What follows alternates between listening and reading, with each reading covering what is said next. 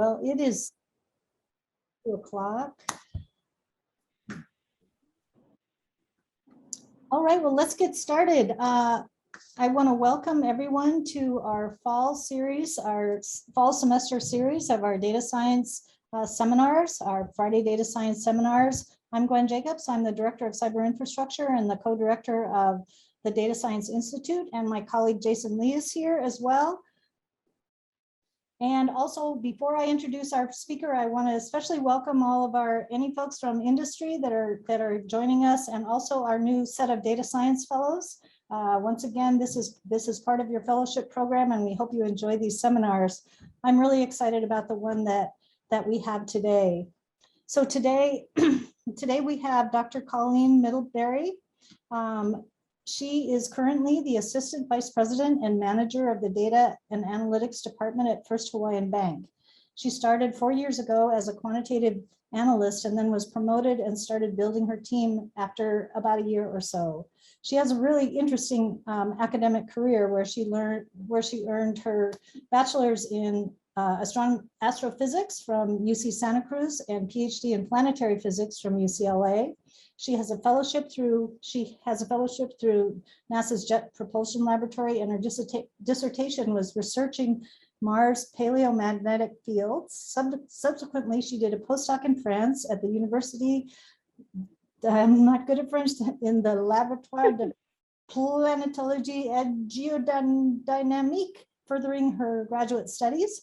Her next postdoc was at Purdue University on the science team of NASA's Gravity Recovery and Internal Laboratory, the GRAIL mission, using shock physics hydrocode to model hypervelocity impact cratering on the moon, as well as lunar lava tubes and buried impact craters.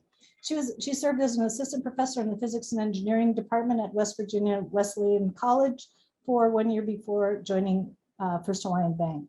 She's been interviewed by Sky and Telescope Magazine, Hawaii Technology Development Corporation as part of their Women in Tech series, and served on a local panel for Global Women in Data Science conference organized by Stanford University. And her research projects have been reported on by National Geographic, BBC, AP, Space.com, and other international news organizations. The title of her talk today is From Physics, Planets, and NASA to Data Science and Analytics in Consumer Banking. So delighted to welcome you, Colleen. Really happy to have you today. So welcome. Thank you so much. And I'm so sorry for that mouthful of things to say. That's okay. It's an exciting mouthful. I'm honored to be able to come and talk with all of you all. And I just want to acknowledge all of my collaborators and advisors that I've got to work with along the way, who I put there. Oh, and I'm sorry, I forgot to mention. So if you'd like to, so any questions for Colleen, if folks could put those in the chat, and we can answer them, either she can answer them as we go, or we'll save them for after the end of the seminar. So thanks for that. Sorry for that interruption. Please go ahead. No, it's okay. Thank you. Sorry. Trying to work this out with technology. Okay. So, 1 second. Okay, so first I'm gonna go over my career path as, sorry. Okay, hopefully this will be the last of the kinks that I work out. So I'm going to tell you what I did, starting with undergraduate and then going on to what I did in graduate school, and then 2 of my postdocs, and then I got to be a professor for a year. And then I'll go over what data science and analytics can do in banking. So I just want to say, if you have any questions, as she said, please chime in. And if you're a little bit shy or introverted, feel free to email me or put it in the chat, and they'll help. So I put this slide because I honestly did this for me, because I've been doing science to data for more than data science was a field. And a lot of people don't understand what data science is, what it is. And so I think it's really powerful because it takes data and information and it turns it into knowledge and wisdom. And then I like this little cute little graphic.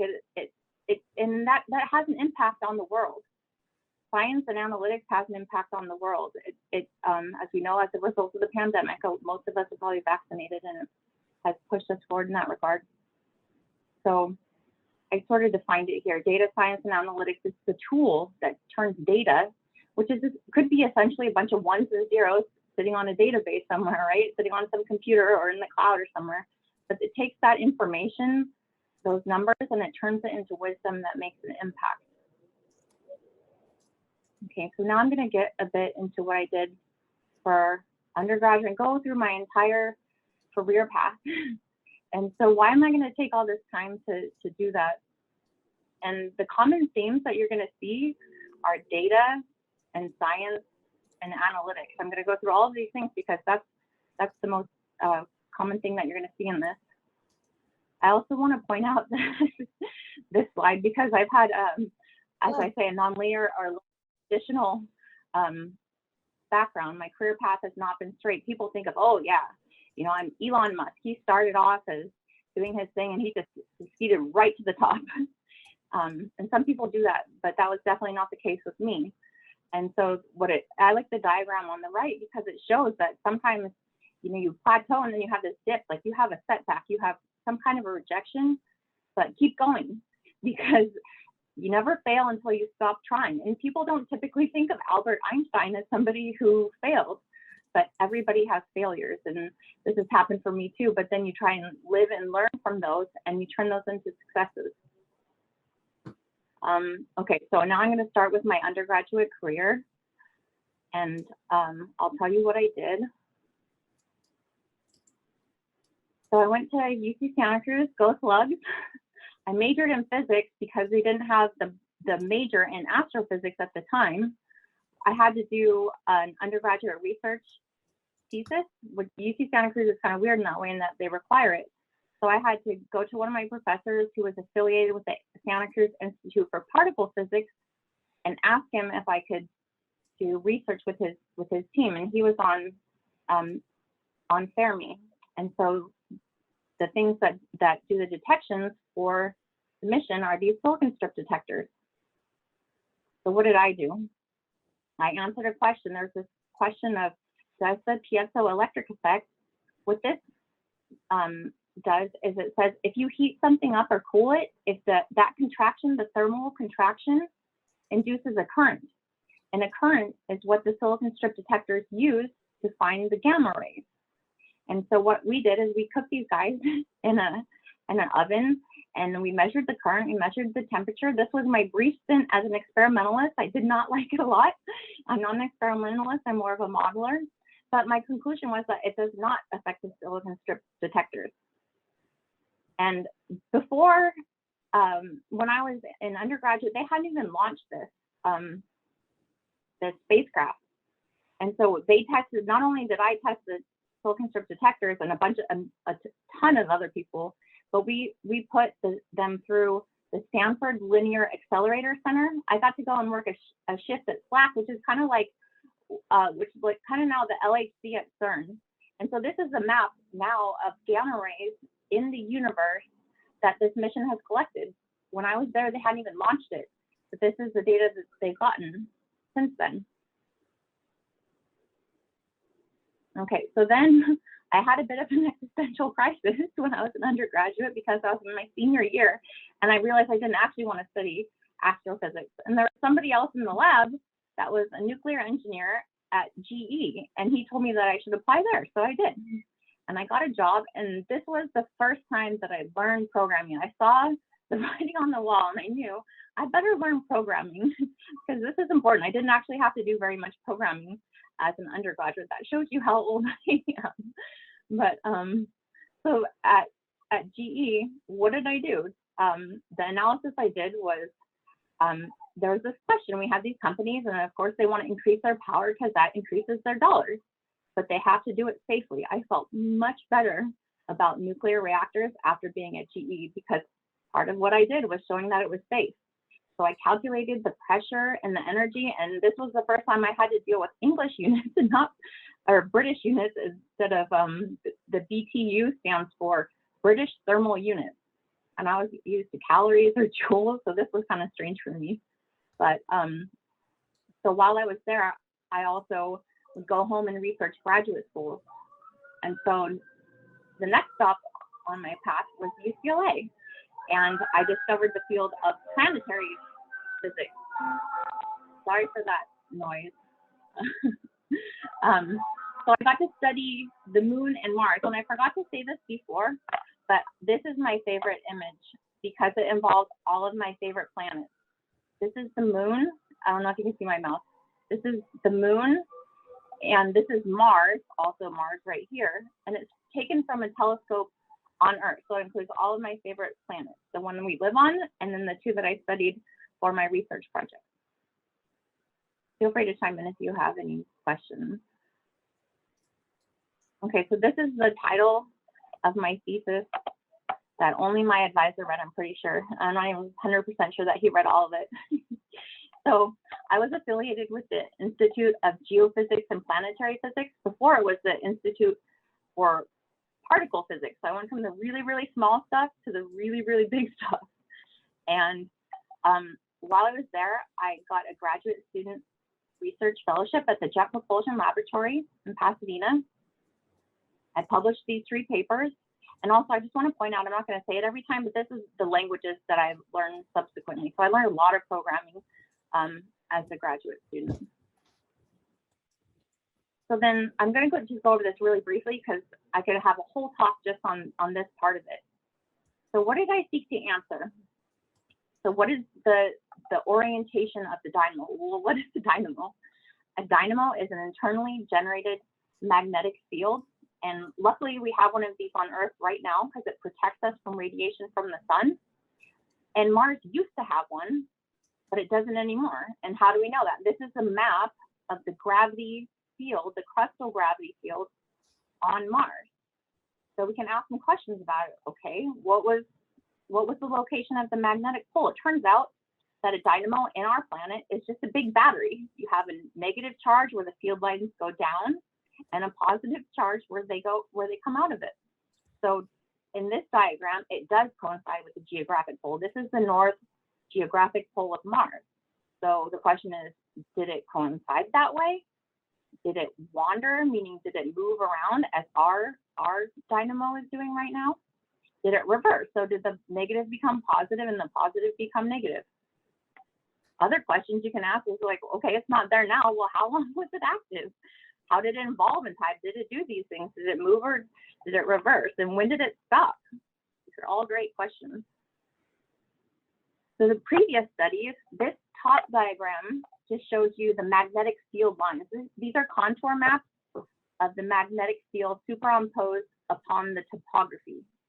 And then these numbers show you what the previous studies did. They just looked at this anomaly and that anomaly, and then they all did this separately. Each one of these A1 and even different authors. So this is a bunch of authors that studied one anomaly and just the magnetic field. And then what you see below is when they did their analysis, they said, okay, I think the pole is right here. So number 5 right here, this magnetic source, its pole is right there.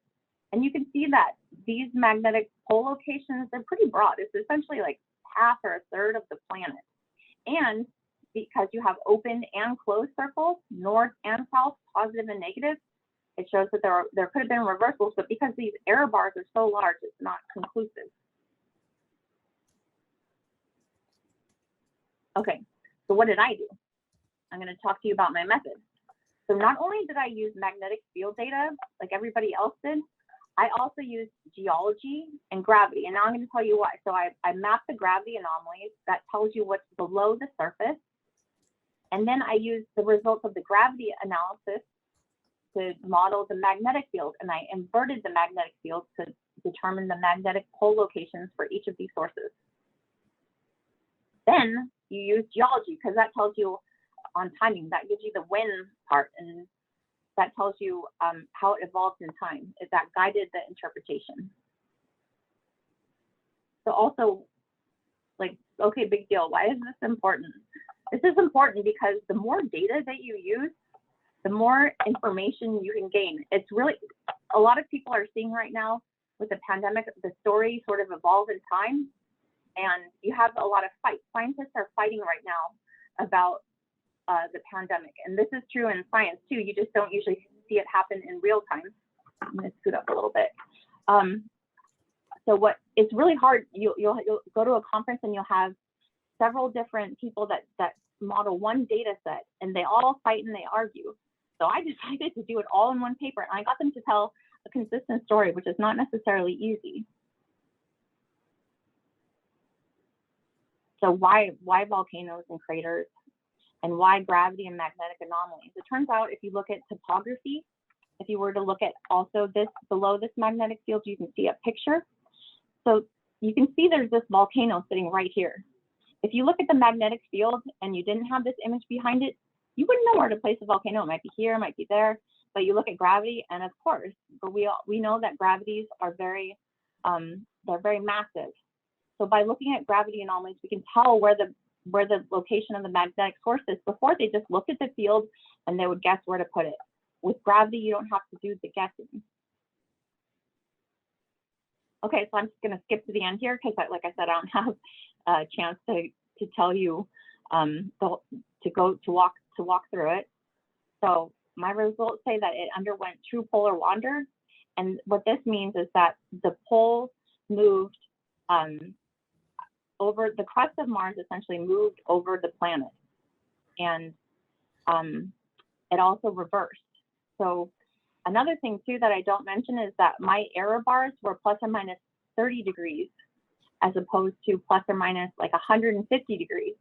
So this is where, when I went to France, which I'll talk about next, my advisor said he didn't believe either of these statements until my model, because people kind of said it, but when you have 150 degrees of error, that's 360 degrees around the entire planet. That's the circumference of a circle. So when about half of that is your error bars, you can say whatever you want. But the most important conclusion is that I said the dynamo lasted about 500 million years longer than previously thought. And the entire, I just want to point out, the entire history, geologic history of our planet is in about, the recorded history in the rocks is about 550 million years. So that's a lot of time. And so those are the main conclusions, but this is what, just a couple of sentences that I say in my paper. So when you have the main thing that's, like I said before, our dynamo shields our planet from the radiation from the sun. So that prevents also not just the radiation that would kill humans, but it also protects liquid water, which could be, so that is linked to the intensity and the duration of the dynamo, of the magnetic field. So determining when it stops, it's generated in the inside of the planet, and it moves throughout the middle of the planet, and it goes to the surfaces, and it drives things like volcanoes and earthquakes. And so it also gives some atmospheric stability. So this goes to habitability. So if we're saying that the magnetic field lasted for 500 million years longer than before, that means that Mars was habitable by maybe life for another 500 million years, which is a long time. Humans have only been around for maybe like something like, depending on which part of humans, Homo sapiens or Homo erectus, what you're counting, maybe a million years or so, which is very small.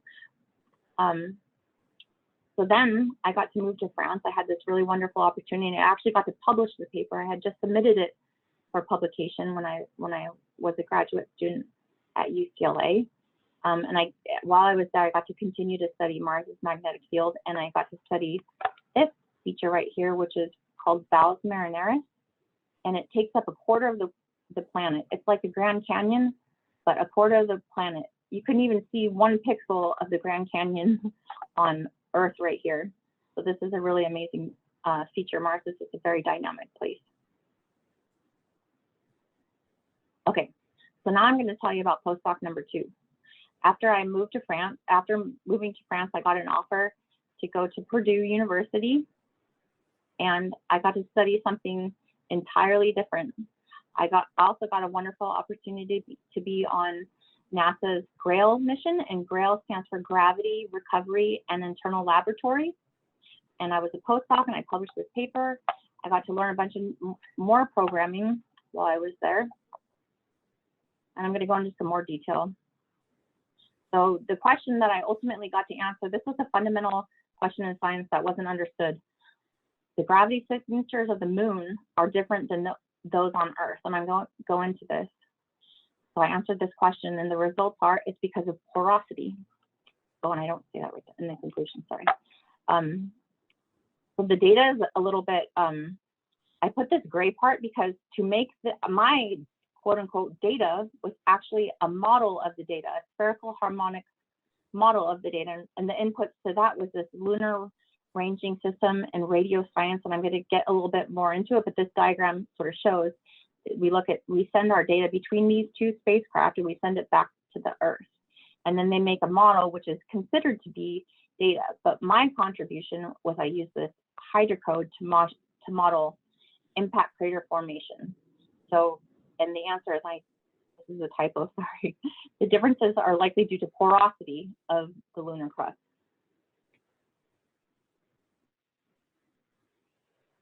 Okay, so in order to sort of tell the story, I have to tell you a little bit about the moon and gravity, and then a couple of the highlights that led me to my research project, which is doing impact modeling of the effects of, here I say it, the porosity of the moon.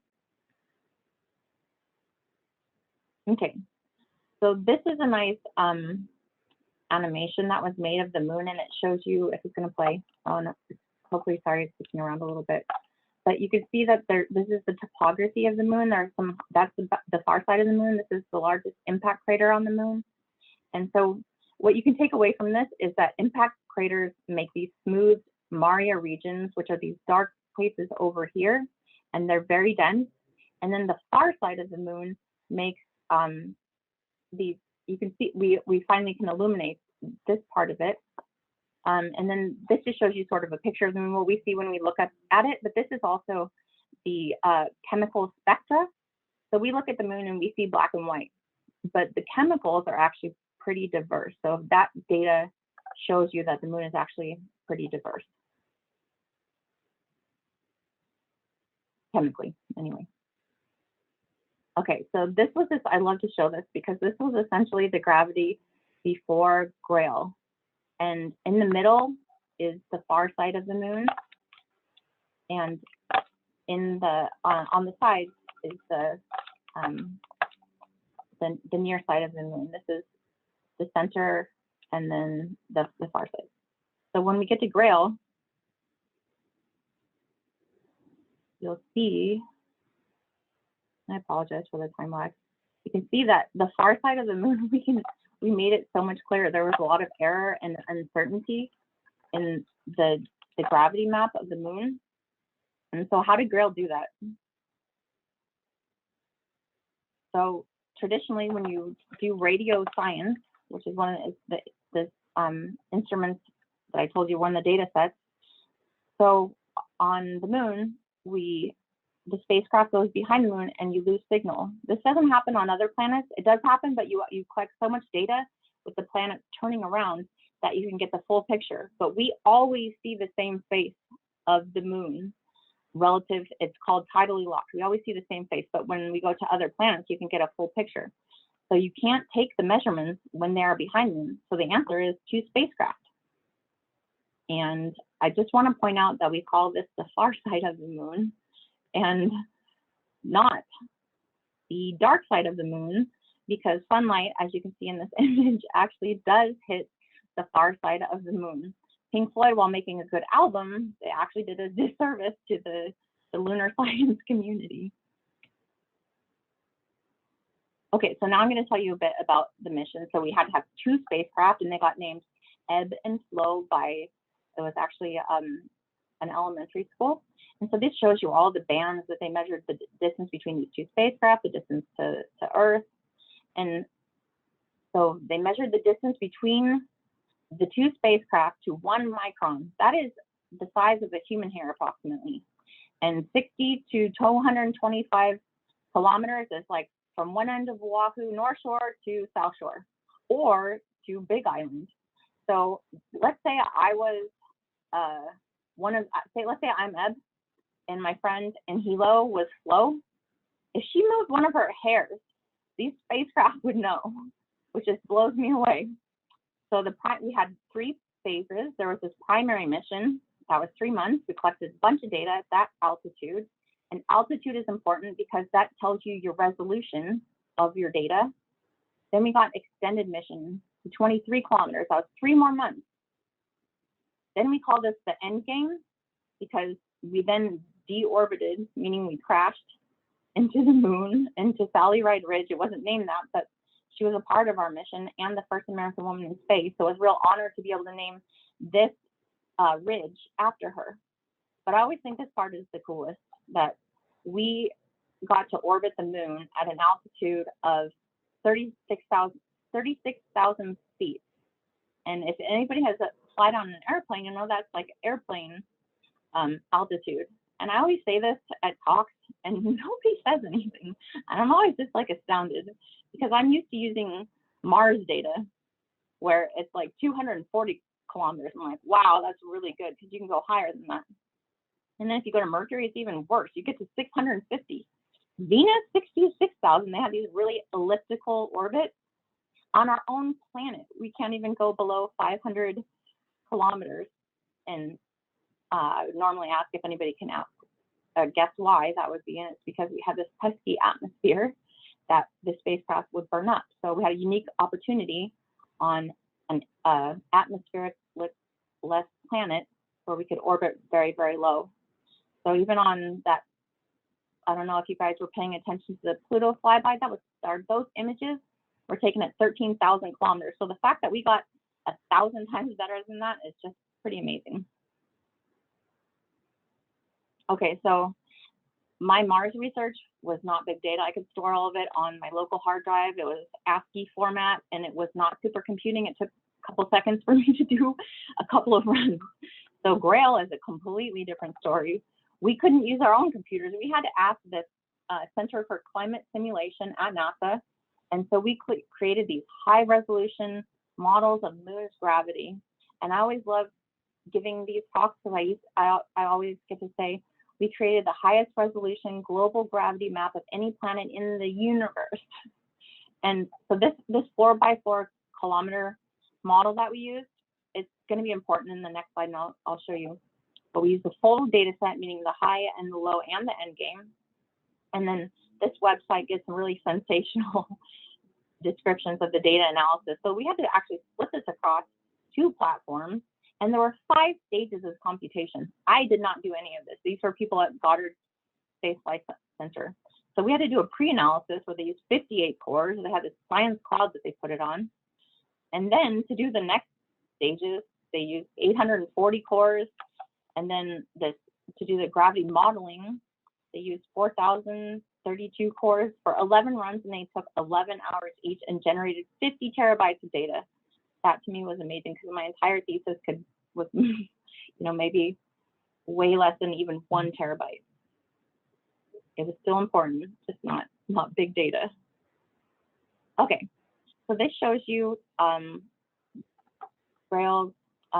There's 2 kinds of anomalies called the free air and the Bougain, and you don't really need to know too much about those, except when you look at it, that with the free air, it correlates with surface features. You see these little tiny craters, not so tiny, and then on the bottom one, you see these basins, the really large impact basins. This is called South Pole Aitken Basin. This is the largest impact basin on the moon. I tried to show you with the spinning animation, but I'm not sure if it came out very well. Okay, so I joined GRAIL a little bit late in the game, and there was this senior scientist at one of our meetings, and people were just displaying the data themselves. And I'll never forget this senior scientist, somebody that is very reputable and been publishing results for a long time, and he was renowned. And he said, "I don't believe the Bougain gravity." And everybody just looked at him like he was crazy because he said, "I don't believe data." It was like the conspiracy theorists were like, "What? Roger's crazy, like he's lost his mind." But I'm going to explain to you why he did that. So I have to first tell you about this other study that was done by another person that was on the GRAIL mission. So he looked at the gravity signature of thousands of craters. This is an image of all the craters that he studied on the moon. So he calculated the residual Bougain anomaly. Okay, where you plot that on the y-axis as a function of how big your crater is on the x-axis. But what exactly does the residual Bougain anomaly mean? It's just residual kind of means leftover, right? So you take the Bougain anomaly, BA, and the interior, and then you subtract off the exterior, and that's your residual BA. That's what each of these are. So he went and calculated that for all of these thousands of craters.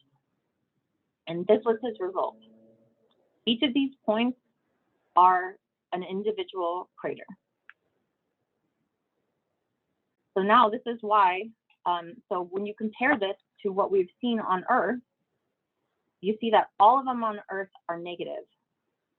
And on the moon, they're positive and negative.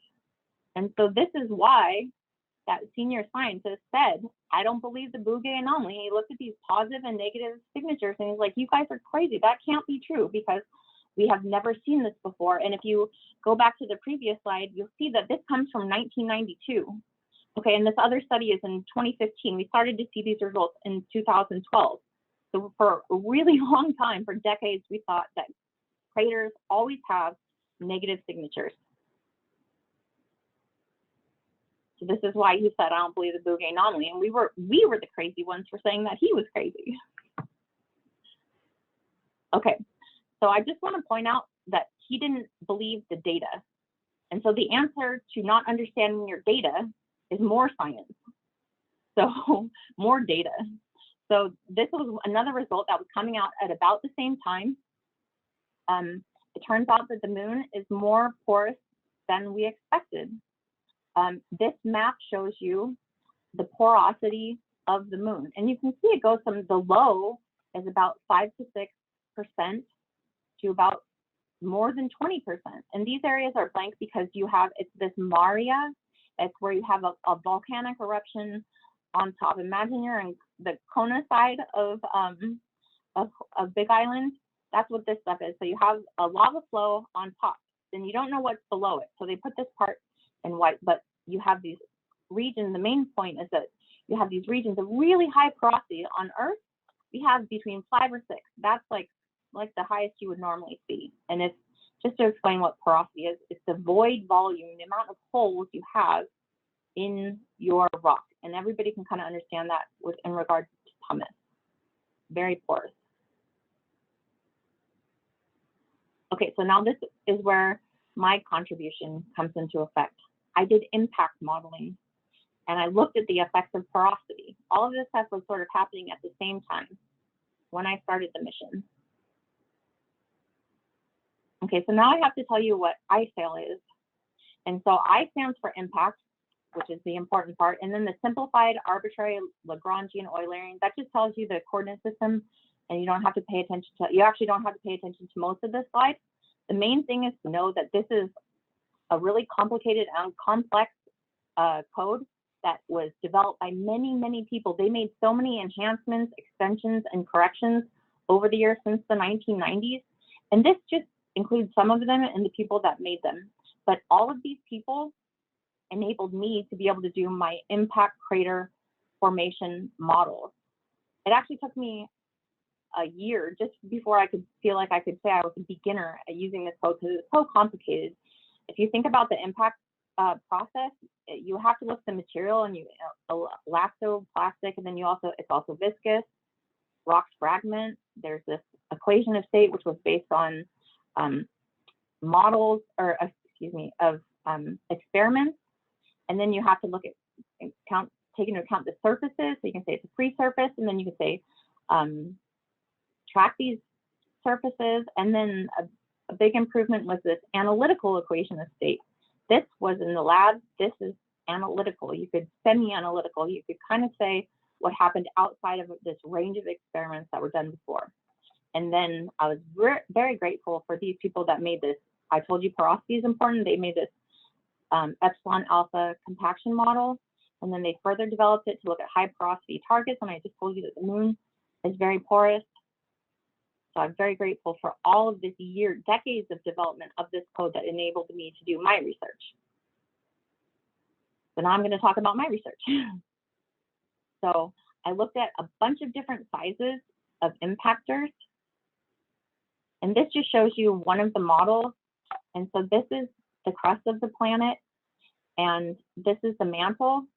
And so this is basically where humans live on the outside of this part. And you go, the deeper you go, the more dense you get. So I looked at a bunch of different impactors, which make a bunch of different impact crater diameters. And because we knew that the moon is porous, I also investigated these porosities. And so I just want to point out that the velocity, the impact velocity that I looked at is 34,000 miles per hour, 15 kilometers per second. Okay, so now I'm trying to answer this question of why do we get positive anomalies? On Earth, they're all negative, and this will tell you why they're all negative. So on Earth, I told you we have very, very low porosity. So you have the porosity of the continents of the rock is about, of granite, is something like 2,600, 2,700 kilogram per meter squared. And then you have the mantle that's closer to 3,300. And so you have this shock wave coming in at 34,000 miles per second. So what that does is it then crushes out all of the pore space. And I'm just going to step through it before I show you the animation. I'll show you the animation, but this shows you why you get a negative anomaly. So you have this relatively high porosity, and then in the center, you get a low porosity. So here's the simulation, because things go really, really fast. If you look at the top of it, the time goes super fast. Yeah, here we go. This all happens in a matter of like 5 minutes, this entire thing. So it's good to show. So you have the impactor coming in, and it hits, and there's the shock wave, and then things get heated up, and it gets less dense than the surroundings, so you get a negative anomaly. Okay, so what's creating the positive anomaly? So I varied the porosity. So this is the highest porosity. So I'm just going to step through it again. So this time you have a lower porosity. This the porosity or the density of the rock is usually around here, around 27, but we're going to start with 14% bulk porosity or bulk density, which corresponds to 2,200. And so you have a low porosity, and then you have the impactor come in, and the shock wave actually crushes out the pore space. And so then you're left with a positive anomaly. So that shows you with this. So you have a rock that's very, very porous, and then you have the impactor hit at 34,000 miles per hour, and it crushes all of the pore space is gone. This stuff in the middle is now more dense than the part around it. And that's how you get the porosity. So we found out that it has a large effect on crater gravity. And so what this is now showing you is the Bougain anomaly, which I told you before, as a function of the crater. Here's the distance from the crater, and it's normalized because I did a bunch of craters. I did very, very small, 3 kilometers, 30 kilometers. And so this just shows you what the gravity looks like. So in the center of the crater, if you have a low porosity, you have a negative anomaly, which is what we see for Earth. Low porosity gives you a negative anomaly in the center and increases outward. But if you have high porosity, instead the impactor crushes out the pore space and gives you a high anomaly. Oops, yeah. Okay, so then that was normalized as a function of the distance from the crater. So this shows you all of the different crater diameters that are created. So the 3 kilometer impactor creates craters that are about 50 or so. And so this is that residual Bougain anomaly before from that paper I showed you. And if you put that data, those results on top of my results, you can see that by varying the porosity, it explains the scatter in the data. It tells you why they are positive. Okay, so as great as my results are, people started to look at my results and say, oh, wow, that's so amazing. And then they said you could just read right off of there what the porosity is of the crust. But the moon is not, they actually varies from actual planets. So these models are nice. So then I did a little bit more sophisticated, more complicated models. So I told you that, so before it just said, okay, the porosity is all 7%, 14%, 0% above the mantle. Well, what if it gets more porous at the top, and then as you get deeper, the pressure gets greater and it closes out the pore space. So I explored that. But then we thought about, okay, well, what if you have the lava on top of it? So then that gives you, you have a high density, low porosity layer on top of that. And so I looked at these models too, and to see what that would tell you. And so that tells you it's actually a bit more complicated than your original. You always have that more porosity, it gives a higher gravity anomaly, and the lower the porosity gives a negative gravity signature. But you just can't, people would be like, okay, well, I can tell if the porosity is this, the crater size is going to be that, and you can't do that. It's a bit more complicated than that. Okay, so just to summarize, found out that the crater gravity is really affected by porosity, and it's dominant until the craters get up to be about 100 kilometers. And I didn't show you this, but after 100 kilometers, it does not matter, because then the high density mantle starts to dominate. So just as usual, be careful not to over interpret your results. But I did get to answer a fundamental question. The difference between the gravity signatures of Earth and the moon is the result of this high porosity of the moon. The moon's been battered for the past 4.5 billion years by rocks. And this is another nice feature of our atmosphere. It also protects us from some of these rocks that are hitting the planet.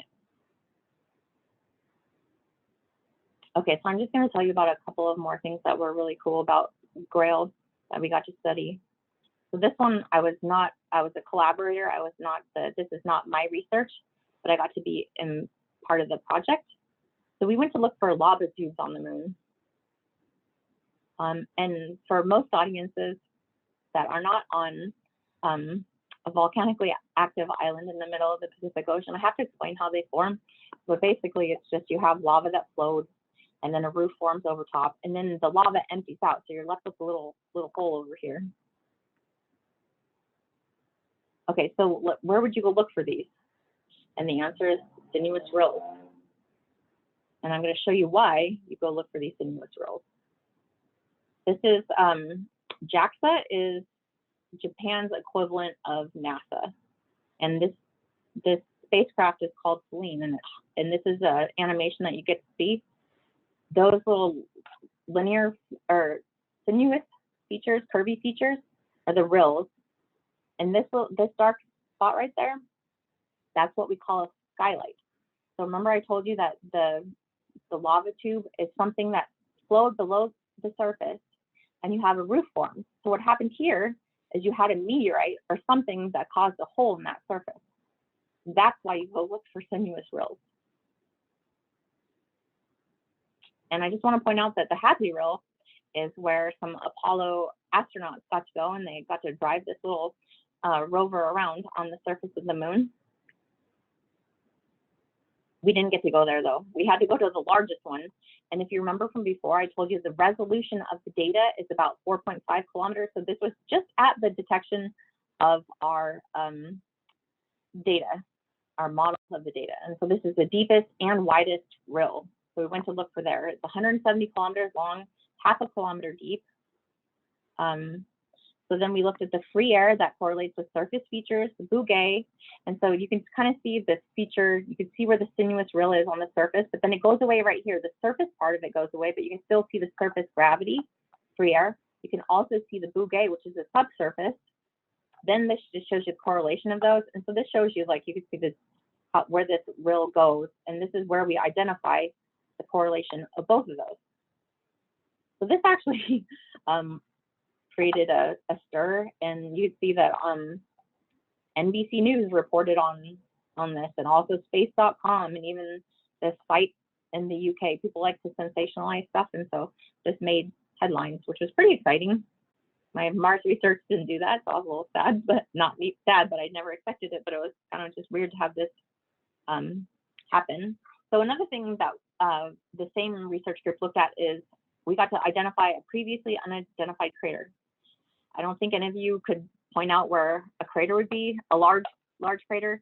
So you could look and maybe see one right here. This shows you a photograph. Like, okay, I always thought, like, that looks kind of circular. Craters are circular. You could maybe say that's one.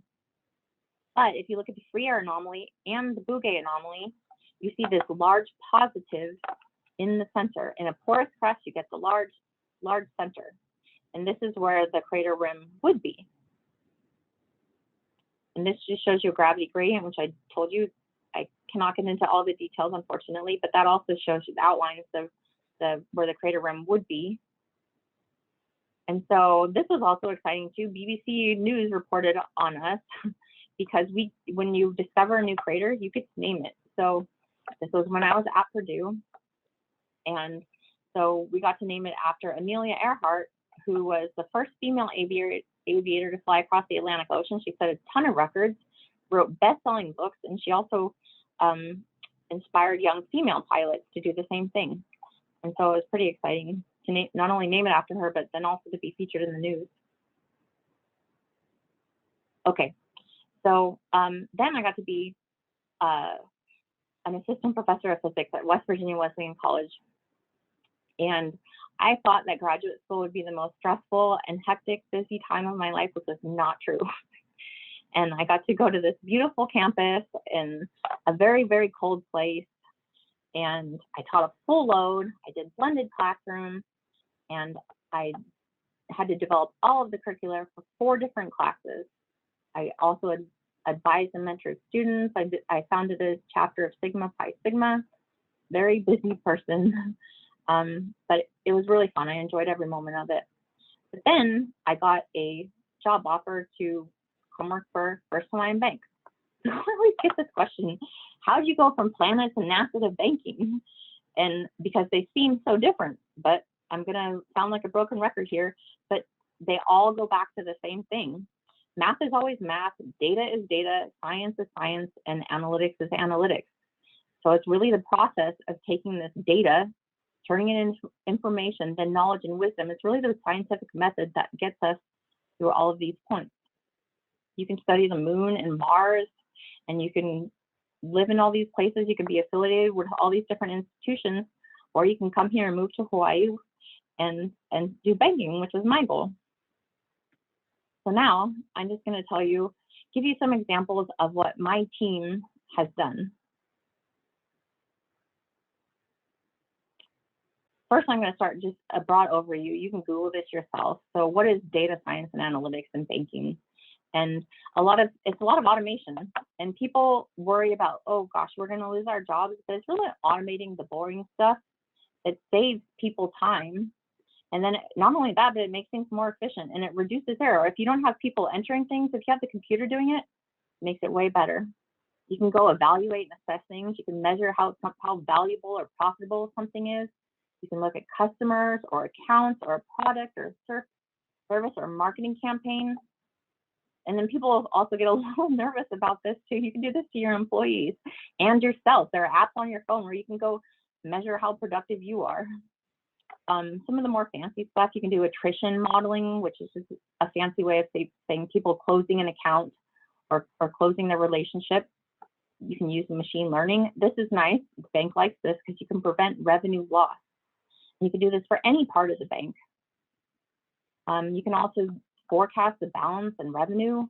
You can plan better and budget better. And I put these 2 parts in gray because they're entire teams, data science teams at the banks that do this. They do risk modeling, they do product pricing, they make sure we're adhering to guidelines, they manage our portfolios. And then we have another group that does marketing enhancement. They understand our customers, their needs and behaviors. They create these propensity models. And the best thing about this to me is that you do this in-house. You save revenue. Vendors, they charge a lot of money to do this stuff. You also retain the insights, and you don't give your data to other companies. There are a lot of data breaches that are happening, which is a concern. But for me, the most important part is that you keep it in-house. You retain the insight. This is like, instead of having somebody do your homework for you, you do your homework yourself. Like if you get the cliff notes, you're not getting the entire story. You're sort of relying on other people to tell it to you. So you get to keep that other part of it. Okay, so now I'm going to tell you about quickly 3 projects that my team did. We looked at customer engagement. We developed a customer engagement and primary bank score. There's this question, so the question associated with that is, are we our customers' primary bank? And the answer is, for a lot of them we are, but for a lot of them we aren't. Then we did this mortgage payoff and refinance analysis. Right now, the mortgage rates are at a historical low, so a lot of people are refinancing. And then, like I said before, a lot of people want to forecast the balance. We want to know where our budget is going to be, or where our balances are going to be, so that we can budget better. There's been this huge increase in balances as a result of the pandemic. So they want to be able to know what it's going to be in the future. Okay, so here's our customer engagement and primary bank. So what is the objective? We want to determine this broad metric that shows if our customers are engaged with us and if we're their primary bank or not. So you can kind of put it in these 4 categories: dormant, people that don't even know they have an account with us; people that are unengaged, okay, they know they have an account, but they never use it. Like if they just have a credit card, they never use it. Then kind of people like, okay, I might have my credit card and I do use it. And then people that like have a bunch of accounts, we're their primary bank, they have their bill pay, set up that kind of thing. So you have a lot of, as we call it, the bank opportunities for growth. So you can go find our unengaged, passively engaged people and go market to them. So this shows you our distribution. And I just want to thank Zach on the team that did all the heavy lifting on this. And I also want to point out this is not actual bank data. We don't get to show you that. But this is what a distribution sort of similar to ours would be. You have, this is close to a normal distribution. So you have a bunch of people that are a low engagement score. And these spikes are due to people that are what we call single service. They sort of have one account with us and they kind of like maybe a credit card or a checking account that they never use. And then most people are kind of in the middle, like, okay, some are more lowly engaged, passively engaged, and then you have our active engaged customers. So this is just kind of where you low with it. These people that are, if you're below a 4, you're dormant. You probably don't care that you have an account with us. And then you have people that are kind of like, whatever. And then you have people that, okay, there's some opportunities where we could, market to them better. And then we have customers. These are our A+ customers that we don't need to worry about too much, and we want to reward them because they're loyal to us. Okay, so then we did this mortgage and refinance analysis. So we wanted to look at the money in and the money out. Because like I was saying, we have a high amount of people that are refinancing right now. So you look at the people that originated. If you go get a loan with us, that's our money in. If you pay off, that's money that's leaving the bank. So we look at people that refinance with us and refinance with other lenders. And so here are the results. So the people that are in pink refied with us, and they tend to have higher engagement scores. People that refied elsewhere in the green, they have a low engagement score. And then people that did not pay off, they have a higher score. So and the results show, this is a good conclusion, people with a high engagement score, they tend to refi with us, and if they have a lower score, so now we can go market to those guys. These guys are going with the competitor and not staying loyal to us. Okay, so then the last one is this balance forecasting. And this just shows you our balance. And again, this is not our actual data, but this is sort of similar to some of the trends that we've seen. So you have the blue dots are the data, and then you forecast it for a bunch of different scenarios. So you say, okay, like if we think if the pandemic is going to kind of stay course number 1, then it's going to look like this. But then scenario number 2, if things improve by a factor of like 50% or so, this is what it's going to look like. And if it gets worse, this is what it is. And then we go look at this other scenario that another group thinks is going to happen. This is what it looks like. So this is a way to help our bank kind of try and guess and predict what the future of our balances are going to be. And so this is just the end. And I just want to thank all of the people that are on my team at FHB. A lot of them are graduates. Svetlana is actually not on the team anymore. She was promoted to another area of the bank. So I've had the pleasure to sort of foster growth in other areas. And all of these other people are current members of the team. So I will say thank you and ask if anybody has any questions. Well, thank you so much, Colleen. Do we have some questions for, oh, it looks like Jason has a question. Jason is asking, why are repeating mini spikes in the curve? So which curve, sorry? In the previous slide, So if you go back one slide, Oh, yeah. So this is part of the detail that I don't get into. Hang on. These mini spikes.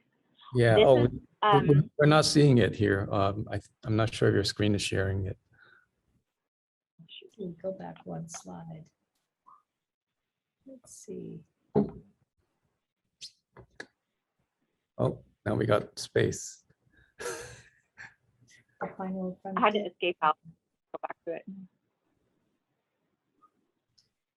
Let's see. Yeah. That's right.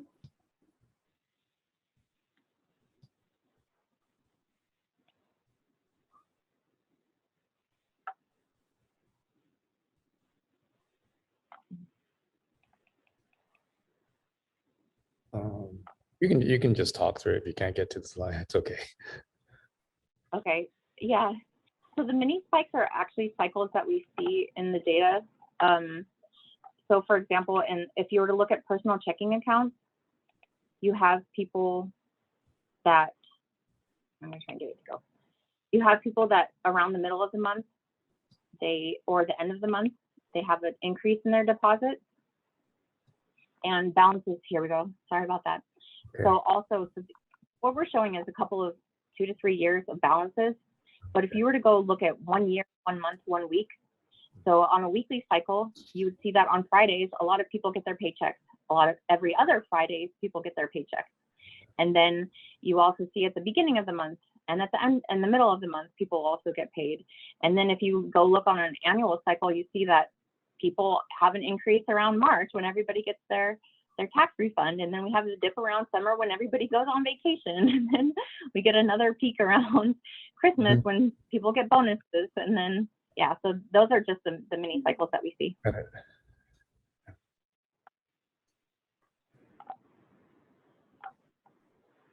And you also mentioned that people who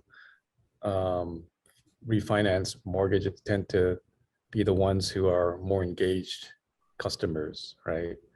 And I think I know the reason for that, but why is the reason? Why is that? See. So this for me was an indirect way to say that we did a good job with our customer engagement, because we tried to Google, like, okay, what do other banks do? And not surprisingly, it's proprietary information. Nobody wanted to say why they did it. And so that gave us that we did a good job with our engagement score, because that means that people tend to have more products and services with us. So we based our score on a number of different factors. But if we are somebody's primary bank, that would tend to say that they're going to be more loyal to us. And if we're not their primary bank, that means they're just looking for a good rate. So people that have a high score stay with us, and people that don't, that just here for the rate. Yeah. Okay. Yeah, I only did it because I thought maybe the bank already had all my data and it was actually easier and faster to get it done. Because whenever you refinance, it's a mountain of work, right? It is a mountain of work, and also with you have the high volume. There's so many people that are refinancing right now, so all places are inundated.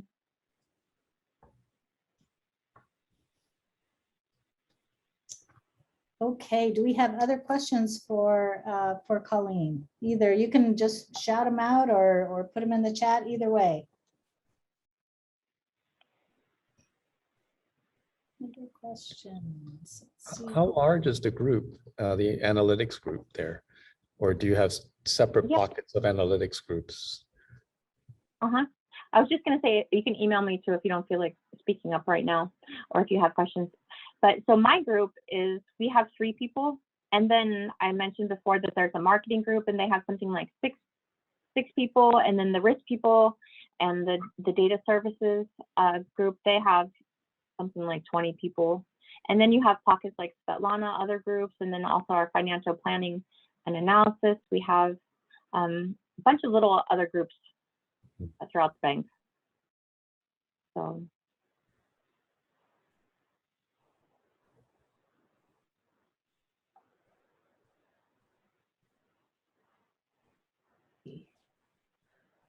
All right.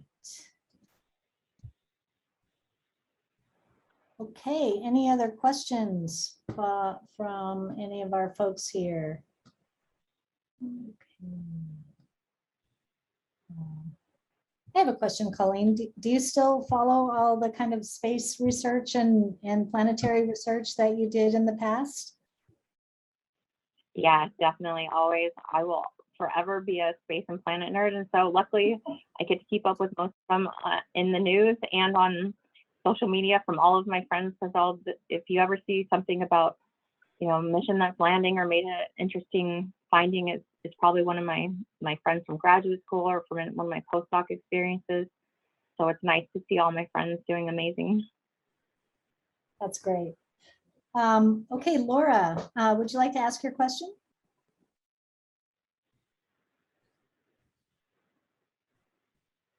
Sorry, I just wanted to know, because we have a bunch of students here and I saw that your team has a diverse background, if you could just comment really quickly on like what you look for in a new data science hire. Yeah, there's different levels. So because we don't have, I don't feel like we have that many data scientists. My team is the smallest team. And so I look for, so far I had to look for people that have high powered degrees, but you don't have to have that. You can have, so these people are data scientists, but you can start by doing just as a data analyst or even a business analyst. So I look for technical degrees, people that are interested in data science and also enthusiasm. My team, I'm so lucky, they're all so helpful and kind. So it just really depends on the team that you get into. But I look for people that are curious. And I always say that I was okay with leaving academia as long as I got to live somewhere I wanted, check, but also that my brain was challenged. So I hire people that are curious and that like challenges. Great. We have another question from Papika. If I pronounce that right. Hi, can you guys hear me? Yeah, we can hear you just fine. Yeah, I was just asking what language mostly you guys use. Is it R or Python or something else? So we're actually divided among the team. Either of those languages are great, but so I'm R. That's just the one that I learned, and there's one other person on my out of the 5 of us. So there's 3 that are Python and 2 that are R. So, but SQL is also very important. But for me, it's more of people think, I always say it's not what you know, it's how you think. So if you just learning a language is important, because when I started at the bank, I didn't know R, I didn't know SQL, but I learned a bunch of other languages, and that helped me come up to speed really fast. But if I had to pick, I would say Python and SQL for data science are the important ones. Thank you.